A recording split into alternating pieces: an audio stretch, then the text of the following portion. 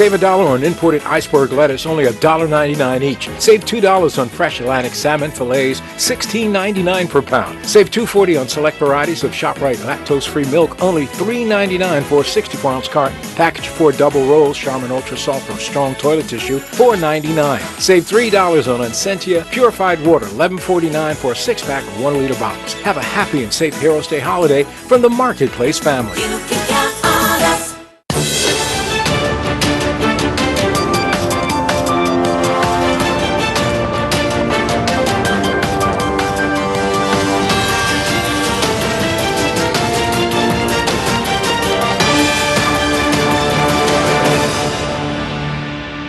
You're watching Bermuda Tonight. It's Friday, June the 7th, 2019. I'm Diane Brewer, and thank you for joining us. Topping our news, prison officers have been assured that their concerns over their working conditions remain high on government's priority list. It came today when unionized officers, frustrated over their impasse with government negotiators, marched on the House of Assembly to get their point across. And as Tarai Trott reports, one of their complaints surrounds a government request that they make contributions to their government employee health insurance, or GEHI, premiums. They came, they saw, and they marched on Parliament.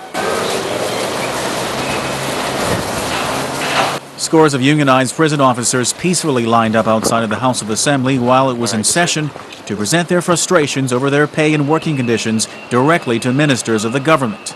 The president of the PUE is going to say now.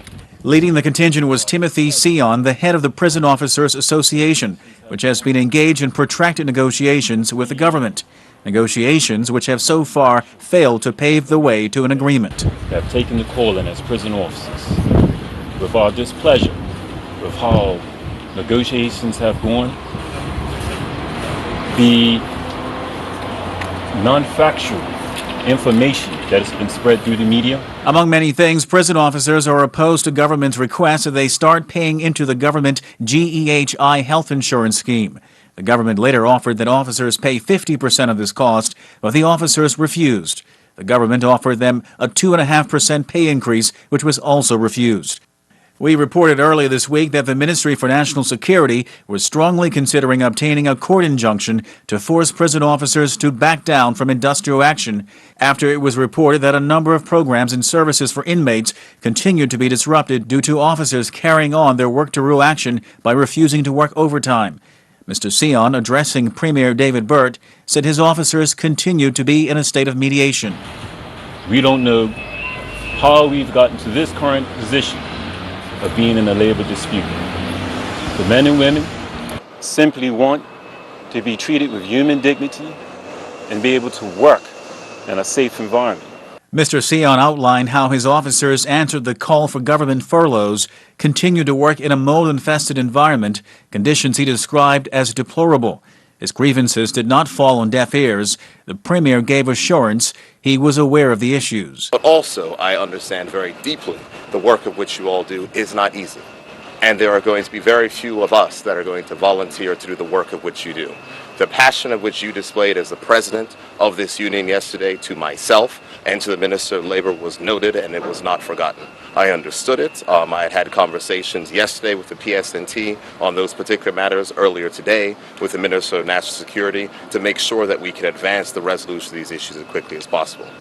National Security Minister Wayne Keynes also gave assurances. I believe that what is within my remit is working on the outstanding issues with reference to the fiscal plant. I'll continue to push those issues. We have a team that is working on them, and we'll advance those issues and continue to make sure that you are kept abreast of everything that is outstanding. Speaking to our Gary Moreno moments later, Mr. Sion conceded his membership had lost confidence in the National Security Minister. At this moment, isn't any confidence, and this has been echoed by my membership, and I have a duty to speak on their sentiments, and that's all I can say at this moment. What about the offer we are told of a 2.5% salary increase? Any truth to that? There hasn't been any proposal. I just don't understand how we've gotten to this point to a dispute. Asked if his officers would continue to work to rule. Work to rule? We're working to our contract, and that is the problem, because we took on a schedule 12 years ago that required 243 officers with the promise that we were going to fulfill the warm bodies to fulfill those posts. Up until recent, with the help of Minister Keynes, we have gotten 25 new officers last year, but we're still some 60 officers short. Asked why his members believe they should not have to pay into the GEHI fund, Mr. Sion replied, Well, Mr. Moreno, the job that we do is very unique. First of all, as I said, we've been working in conditions, deplorable conditions. We've seen Supreme Court number 3 closed down because of mill. We've seen numerous schools closed down because of mill. We've also seen a court award of $4.6 million awarded to a police officer with long-term exposure to mill. Officers are suffering. We know, at this point, we know what the early stages the early stages of being exposed to mill. For now, negotiations between the government and the officers will continue. Tarai Trott reporting for Bermuda Broadcasting News. Thanks, Tarai. In other news, no money. So the Caroline Bay project has been put on hold, but no one is saying for how long. Gary Moreno broke the story that the project has been shut down and has the very latest on what's happening with a multi-million-dollar development at the former U.S. baselands at Morgan's Point. A spokesperson for developer Georges Bay Limited told us in a brief statement, quote, "We appreciate the patience that our construction partners have shown over the past few months as we have worked to strengthen and extend the project financing. We have made significant construction and financing progress. At this time, we have temporarily suspended construction, but we remain fully committed to the completion and success of Caroline Bay," unquote. Elsewhere, Matthew J. Brody, Senior Vice President and Project Executive with DCK Bermuda Limited, the main contractor at Caroline Bay, says his company remains confident that the Caroline Bay project will be fully remobilized for continued construction and completion in the near term. According to Mr. Brody, Georges Bay Limited recently provided information to DCK and subcontractors regarding delays in the planned closing of additional financing for the project, while reiterating its commitment to move forward with the work. He indicated the notification also maintained the current suspension of works during this period. All parties, Mr. Brody adds, remained focused and committed to the necessary closing efforts to move the project forward. DCK, he asserts, will continue to work with Georges Bay Limited, Bermuda participants and other stakeholders to minimize costs during the hiatus as necessary to allow the work to advance on this, quote, premier project. However, neither DCK nor Georges Bay has addressed the issue of money supposedly owed to subcontractors for work already completed, nor when work on the project, which includes construction of 53 residential units known as the Cove, with prices starting from $2.3 million, and a 79-room Ritz-Carlton Reserve Hotel, will in fact resume. The government is also on the hook for a $156 million loan guarantee for the Caroline Bay project, and while we have sought comment from Curtis Dickinson, the Minister of Finance, and Premier David Burt with regard to this latest shutdown, and what, if any, implications there might be for taxpayers, we are yet to hear back from them. Gary Moreno, reporting for the Bermuda Broadcasting News. Thanks, Gary. Well, coming up, modernizing our transportation system, teaching Portuguese as a second language in our schools, the latest weather news, and more. Stay with us.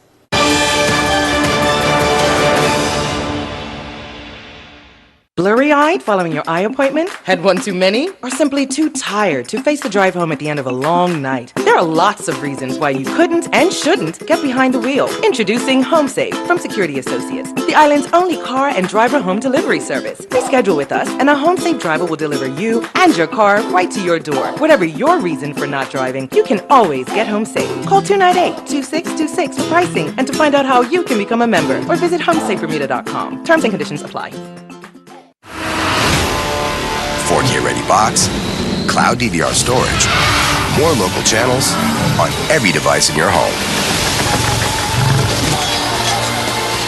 Get more with FiberWire TV.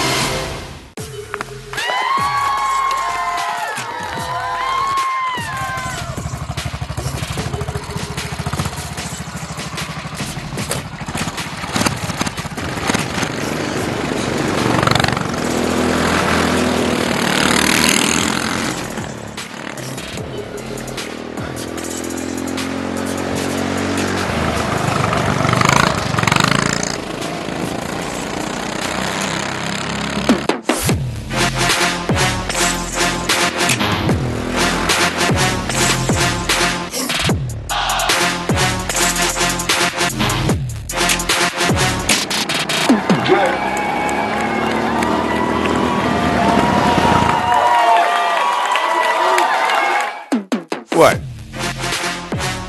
You want to race? Rubber Duck Derby 2019. Raffle tickets now on sale. Bring the whole family. Presented to you by Friends of Hospice and Lindo's lead sponsor.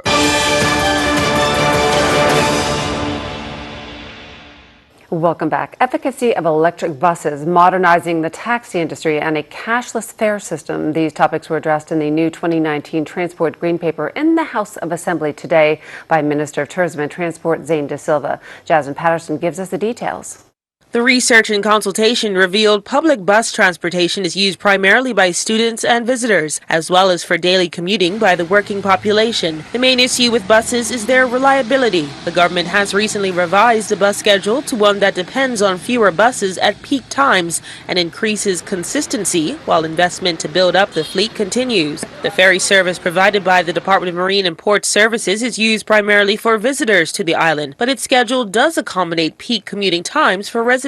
The main challenge is the flexibility of the ferry fleet to incorporate a schedule that is more extensive in terms of frequency and stops. The government acknowledges that the current high-speed ferries are expensive to run and therefore will switch to a fast ferry instead as the fleet is replaced. This will enable the department to be more flexible. The ability to reduce the expense of public transportation is key to developing the services further. When asked, most respondents pointed to the need for more frequency, extended hours, and additional stops to encourage use of public transportation. With respect to both buses and ferries, an issue for residents and visitors is the existing antiquated form of transport fare media used in Bermuda. The paper tickets, passes, and tokens. The traveling public is ready for a vastly different approach to ticketing. Government is committed to moving to a transport fare solution that is cashless, allows for online payment, and is available as a smartphone app. The app would be GPS enabled to facilitate real-time tracking of buses and ferries. A significant percentage of Bermuda's middle school and senior school students use the bus regularly and would benefit from having a dedicated school bus service. The government recognizes that additional investment in the bus fleet is needed for this to happen. However, dedicated school buses could be used to transport visitors between school shifts. For the differently abled, accessible transport that is reliable, affordable, and quite simply available is continually challenging. Bermuda requires a better solution for our aging and mobility-challenged residents. The government will work with private sector partners to increase the transport options, rather than building a new bus fleet for this purpose. Government recognizes, though, that more data is needed to inform decisions. For visitors, the government is already moving to have more wheelchair-accessible minibuses approved for the upcoming summer season. With respect to public service vehicles, such as minibuses, taxis, and community service vehicles, the key issue for all respondents was taxi availability. All taxis are not on the road 16 hours per day, and there continues to be difficulty getting taxis, in particular in areas and at certain times of the day. It is notable that 67% of survey respondents favored the introduction of a prepayment app service like the ride-hailing service Uber. This reflects a distinct frustration with the taxi service available in Bermuda today. The government acknowledges that in terms of modernization, our taxi industry lags far behind other countries. The government is working with taxi dispatchers to ensure taxis are on the road for the legally required number of hours. Jasmine Patterson reporting for Bermuda Broadcasting News. Thanks, Jasmine. In other news, the suggestion by PLP MP Michael Weeks that the Portuguese language should be taught in schools as a second language has triggered the backing of the island's Portuguese community. Richard Ambrosio, the chairman of the Portuguese Cultural Association, told our Tarai Trot Portuguese is one of the world's most spoken languages. I can say on behalf of the association, we're very flattered that Mr. Weeks believes that Portuguese should be taught, and indeed that it should be considered Bermuda's second language. And there is certainly some merit in the idea. We do have a large Portuguese community, and we have had a large one for many years.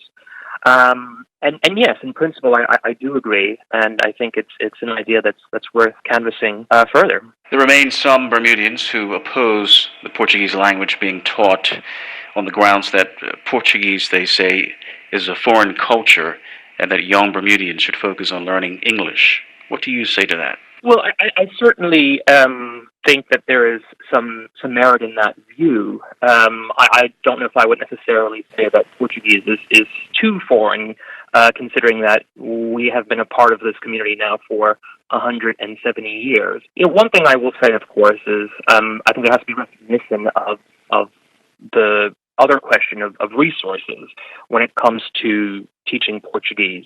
I know that the public education system has tried to have some classes in the primary schools, and there are difficulties in finding Portuguese teachers.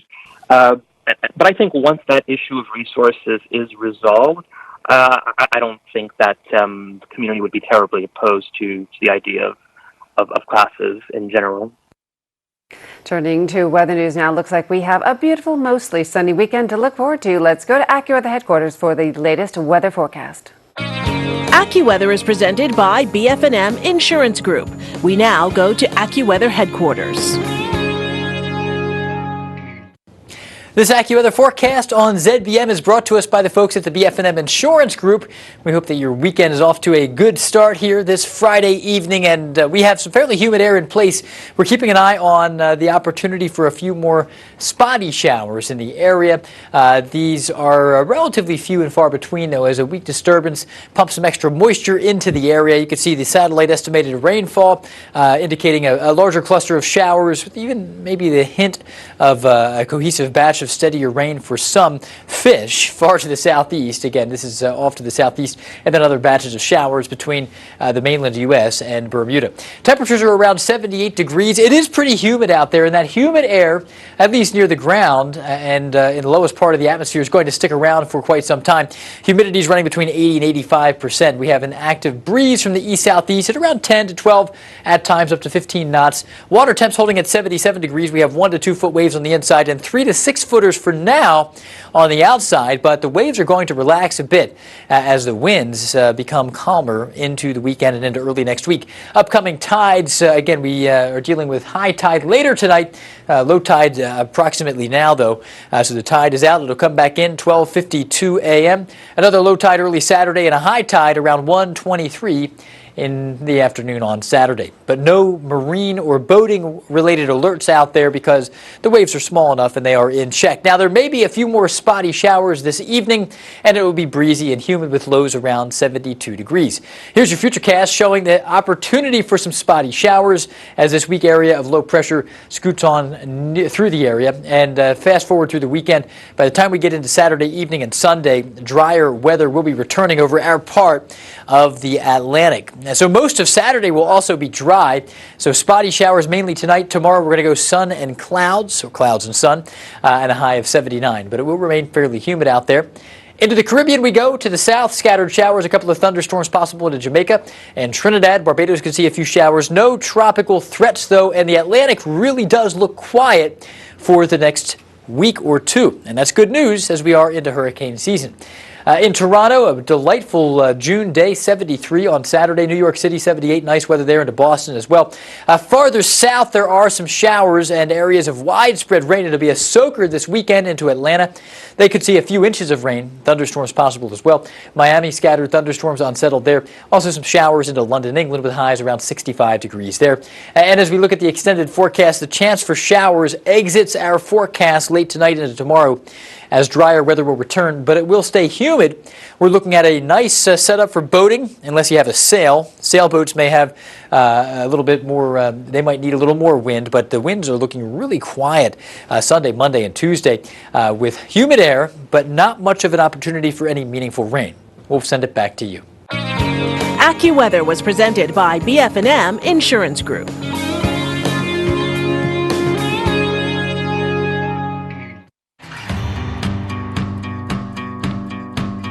My name is Kevin Roberts. I'm a taxi driver / ambassador.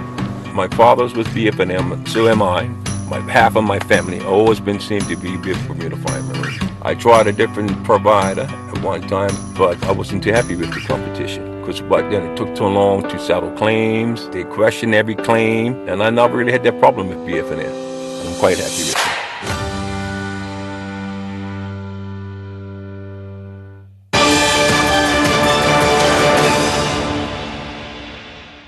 And you are watching the Friday edition of Bermuda Tonight. Rising reggae star Coffee toured the Berkeley Institute today to give students a drop of inspiration with her brand of conscious music and lyrics.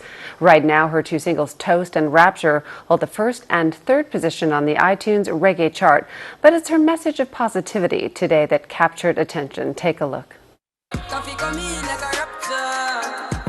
If you're a fan of reggae music, by now you would have heard Coffee's hit single Rapture, sending the world for a spin. It was fitting for Coffee to visit students at the Barclay Institute ahead of her panel discussion and concert this weekend, as her lyrics speak of uplifting young people. Believe in your dreams and follow them wholeheartedly. Dedicate yourself to your craft because it can only get better once you do that. And try to stay inspired, focus on new things, like try to, teach yourself new things and expose yourself to things that will help you to feel driven and to feel grateful for life and, keep yourself inspired. Teens were treated to a short verse of the #1 song on the iTunes reggae chart, Toast, in the school's atrium for an impromptu concert set with a full sound system.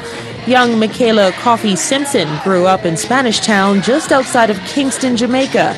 But today she sang Bermuda's praises. It's a very beautiful place. It's, I would say, what Jamaicans call little but Talawa. It's a small island, but it's excellent, like on every corner. So I really appreciate, the privilege of being here. Music journalists around the world have fawned over her music, which rides the conscious roots reggae wave that spiritually uplifts and entertains simultaneously. I only started music probably 3 years ago, but I've always carried it with me as a person, so it kind of translates into what I have to express as a musician as well.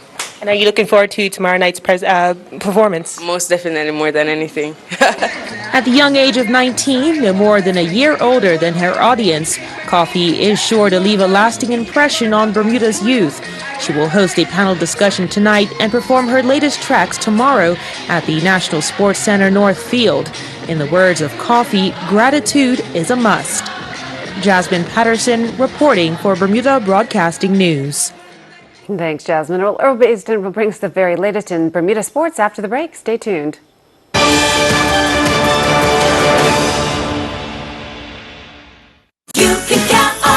Grill with USDA fresh boneless ribeye steaks, $19.99 per pound. Whole red ripe seedless watermelons, $14.99 each. Freshly baked hamburger or hot dog rolls, $3.99 for a package of 8. Select varieties of 59-ounce cartons of Minute Maid punch drinks, $3.99. New 7.5-ounce box Bubby's Hawaiian Mushi Premium Ice Cream, $8.49 for select varieties. Visit our website at www.marketplace.bm for more Superheroes holiday specials. 4K ready box, cloud DVR storage, more local channels on every device in your home. Get more with FiberWire TV. Surface Trends is proud to offer Bermuda's best selection of natural and exotic stone, carefully selected and imported from Italy and Brazil. We also stock the newest collection from Caesar Stone and Silestone. Don't forget our wide variety of gorgeous porcelain wood plank tiles, including our exclusive Bermuda cedar tile, as well as natural travertines suitable for outdoors and indoors. Bathroom and pool tiles are in stock too. Stop by our showroom at 17 Serpentine Road, Monday through Friday from 8 a.m. to 5 p.m. and Saturday from 9 a.m. to 1.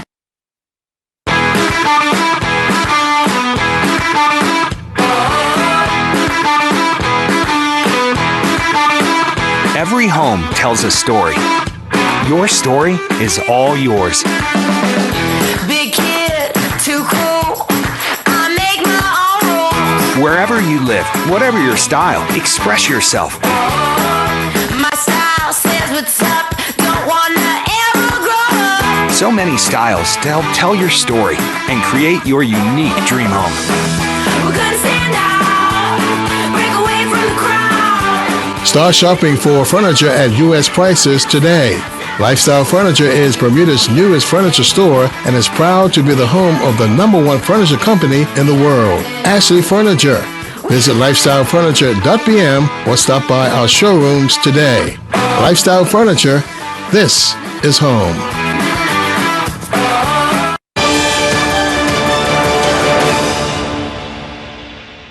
Earl Baisden has tonight's sports report.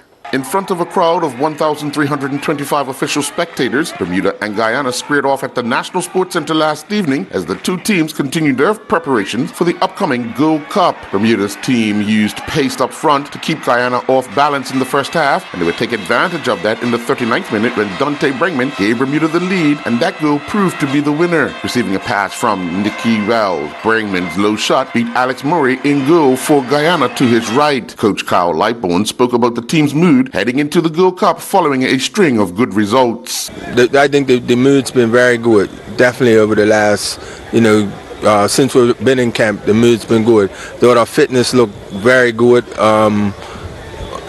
today, it's just we wish we could get more people minutes, but we're going to have to do that in our training sessions, and but it's nothing like the real game, really. We tried a little thing to see how Niki and Jonte will go playing together. We saw little glimpses, but obviously, it's difficult to really be able to tell. But just to see how we can change games if we're under the cost and different things like that we'll sit down and watch the video and hopefully come up with the right solution. Guyana coach Michael Johnson is happy with the overall performance of his team. I thought second half there was only one team in it. First half we didn't really come out the races, but I expected that. There's nerves, there's people who want to prove their position, they've got a right on the team, but we settled down second half and we played some good football. And as I always said, it's not about the result for me. I see a lot of things that I want from the second half now being played in our next friendly. So what I can see is progression from a first half, what was really edgy and nervy, towards a more confident, more composed team second half. So we're heading in the right direction. Nicole Mitchell continued competing in the 2019 Female Cycling Tour of Guatemala. The second stage was a tough one, racing at over 2,200 meters altitude and involving several difficult climbs over a distance of 93 kilometers. Mitchell finished the second stage in 58th, clocking a time of 2 hours, 39 minutes and 16 seconds. Mitchell finished 10 minutes and 48 seconds behind stage winner Arlena Sierra, who clocked 2 hours, 38 minutes and 28 seconds. Mitchell is now 56th overall, 18 minutes and 24 seconds behind Sierra, who has clocked a time of 6 hours, 3 minutes and 47 seconds. In an update on Caitlin Conyers, who crashed with about 35 kilometers to go and struggled to get across the line before time cut off on the opening day, as we reported, she was shown as a did not finish. Unfortunately, she didn't make the time and was removed from the remaining 4 stages. Delray Rollins and his Sussex Seconds teammates would end their 3-day match against Surrey in their second 11 Championship South Group match in a draw. Surrey Seconds declared their first innings on their overnight total of 153 for 3. They were trailing by 72 runs. Sussex would then score 163 for 5 before declaring, holding a 235-run lead. Unfortunately, Rollins would fall without scoring for a second time in the match. Surrey Seconds were 98 for 5 when stumps were pulled, with the match declared a draw. Mackenzie Cooper helped his St. Mary's College of Maryland sailing teammates finish 7th in the Gill College Sailing Co-Ed National Championships. Cooper and his teammates finished with 266 combined points. Cooper sailed the B team for the boat and finished 3rd as they finished with 119 points. He finished with 6 top 5 finishes out of the 16 races sailed. A total of 43 goals were scored in the latest round of the Bermuda Men's Futsal League inside the Bermuda College Gymnasium. Game 1 saw the ASFC 2 team go down 10-7 to Footy Kings. Game 2 saw the Futsal Assassins defeat ASFC 1 9-5. And in the final game of the night, Atletico CP defeated the RBR FC 8-4. I'm Earl Baisden with Bermuda Broadcasting Sports.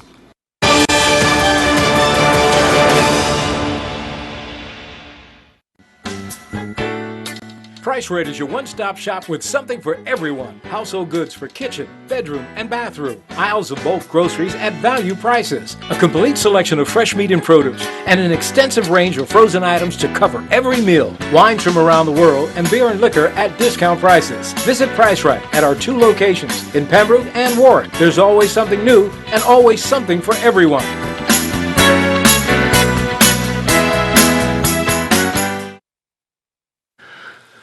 Dr. Cato found out that I have a tumor in my liver, and he told me that I have to go through a surgery. people near 80, they don't want to go through this kind of operation. It's a small operation. Somebody suggests just take medicine or chemotherapy or even radiation treatment. But, Dr. Kato said that if I didn't go through surgery, maybe I cannot live more than 1 year. And after 5 years, Dr. Kato said, I'm cancer-free. So I said that I can live longer. So I quit my job to try to enjoy my life.